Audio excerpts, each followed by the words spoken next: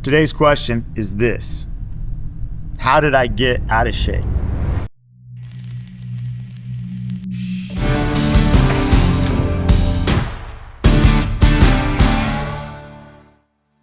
Welcome back to the Second Half Man Show.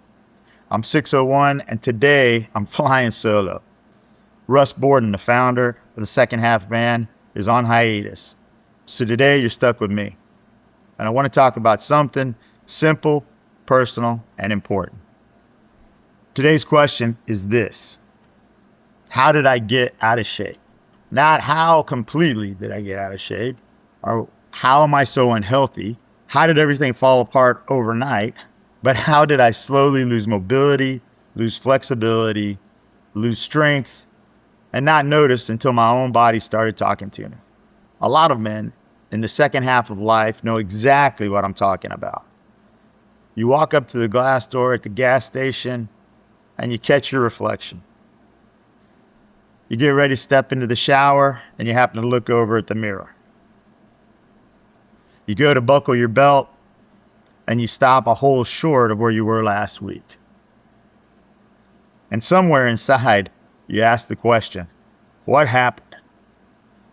The answer is usually not one big event. It's not one bad meal, a missed workout, stress at work. It's years of small neglect. Going to the doctor only when something's wrong and telling ourselves, I'm still fine. Until one day, we're not moving the way we used to move. Before we go any farther, let me remind you, this is the Second Half Man Show. If you like the topic we're discussing today, please hit that like button, subscribe, leave us a comment. Tell us where you're at with your own health routine. Because you could be like me, realizing it's time to do something before your body makes the decisions for you. Lately, I keep hearing the same kind of stories. Someone had a heart attack. Someone knew someone who had a heart attack. Someone in their 40s, 50s, or 60s suddenly had a major health scare. Now, I'm not a doctor, and I'm not here to give you medical advice. And let me be very clear.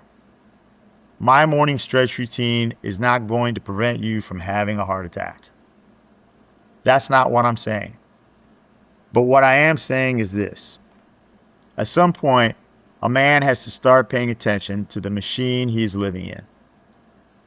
Your body is not separate from your mission. Your body carries your mission. It carries family obligations, your business, your marriage, and your future. And for a lot of men, especially successful men, health becomes the thing we assume will just keep working.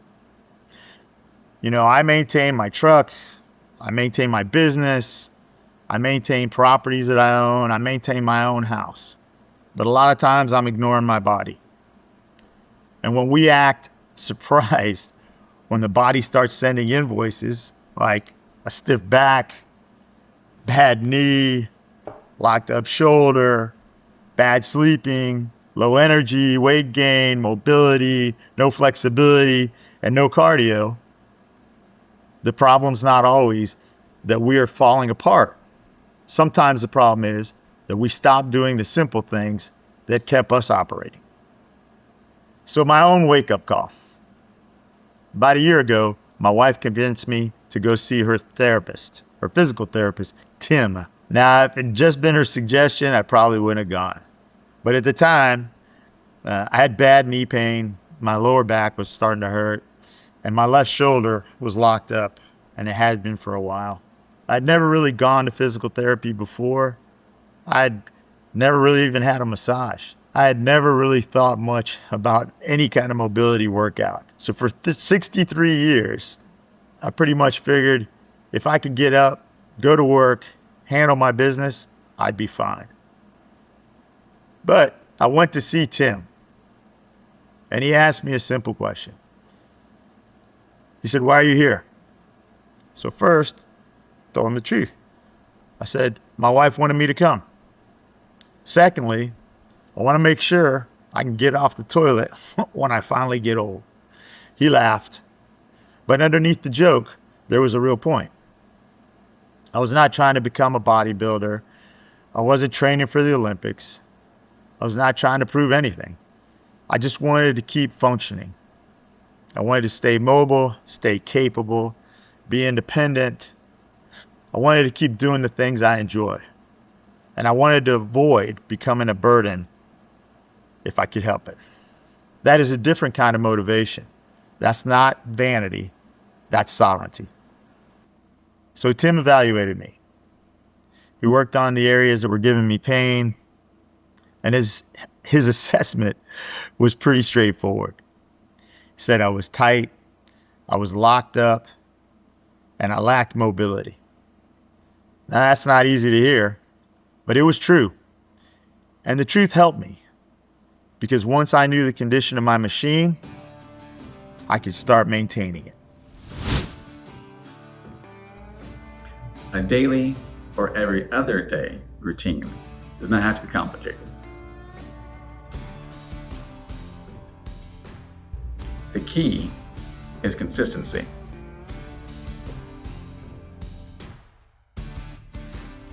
Men in the second half of their life need to maintain mobility, flexibility, balance, basic strength, and joint function. Just 5 minutes of anything done consistently is better than nothing at all. Stretching and strengthening with consistency can help a man feel better, move better, and be more functional. Now, this brings us to the real point of today's episode. This is not about stretching. This is not just about getting loose in the morning. This is about element 19 of the Sovereign's Code. Stoke Stealth Health. This comes from Russ's upcoming book, The Second Half Manifesto: How to Stay Dangerous When AI and Society Want You Obsolete. And element 19 says, your health is the non-negotiable, foundational support system that enables all other missions, operating powerfully in the background without becoming the mission itself. This is key. Health matters because it supports everything else, but it does not have to become your entire identity. Most men do not need to become fitness influencers. Most men do not need to post gym videos. Most men do not need to spend 3 hours a day training. But every man in the second half of life needs a baseline, a minimum operating standard, a way to keep the body from quietly becoming the weak link in the whole system. This is what I mean by stealth health. It's not loud. It's not flashy. It's not for applause. It is the quiet discipline that keeps you capable. So after I met with Tim about a year ago, I started a simple morning routine. Nothing fancy, nothing extreme, just a small group of stretches and strengthening movements that Tim helped me develop. The goal was simple: get moving, open the body, build some strength, improve mobility, reduce pain, and start the day by telling myself I'm still in command. That is important, because how a man starts his day matters. When you wake up stiff, tired, rushed, and reactive, a day starts owning you. But when you get up and do something deliberate, even for a few minutes, you remind yourself, I still command this body, I still command this day, and I still command my direction. Here's the routine I started with. Again, this is not medical advice. This is not me telling you to do exactly what I do. If you have injuries, medical conditions, or pain, talk to your doctor or physical therapist. But the principle is what matters.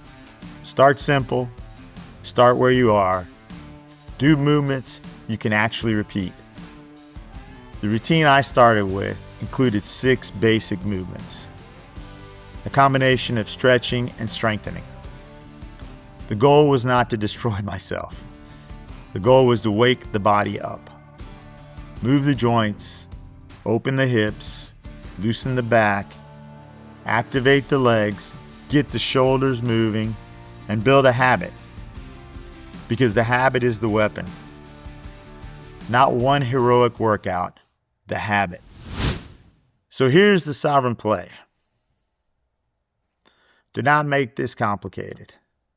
Don't go out and buy a bunch of equipment. Do not design some perfect program you'll never follow. Start with a minimum morning standard.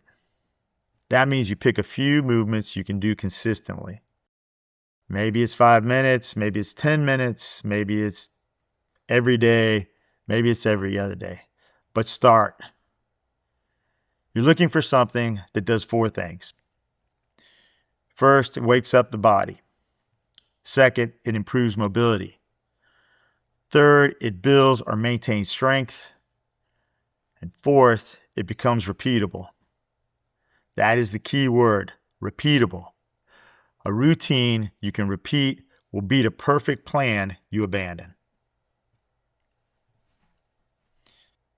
So, the one truth,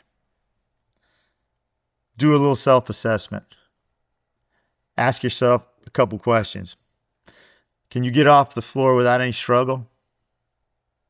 Can you turn your head and shoulders freely? Can I walk for 20 or 30 minutes without feeling wiped out? These are not vanity questions. These are freedom questions. Because when you lose movement, you lose options. And when you lose options, you lose sovereignty. Most of us have heard some version of this saying. A healthy man gets to work on many things.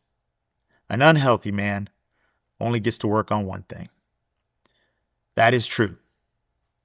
When your health fails, everything else gets pushed to the side. Your business, your money, your plans, your relationships, and your future. Everything gets reorganized around the problem. That is why element 19 matters. Stoke stealth health. Your health is not the whole mission, but it supports every mission. So build it quietly. Build it consistently. Build it before you're forced to. Get your checkups. Watch what you eat. Move your body. Stretch. Strengthen. Walk. Find a good physical therapist if you need one. Talk to your doctor. Start small, but start. Because your relations, your ability to earn, your independence, and your future all depend on the condition of the body carrying you forward. I hope this was useful. We're going to continue talking about stealth health in future episodes. And we'll build on our morning routine as we go. If this hit home, like the video, subscribe to the channel, and leave us your comments. Tell us what your morning routine looks like. Or tell us what's stopping you from starting. This is the Second Half Man Show. I'm 601. Until next time, stay dangerous.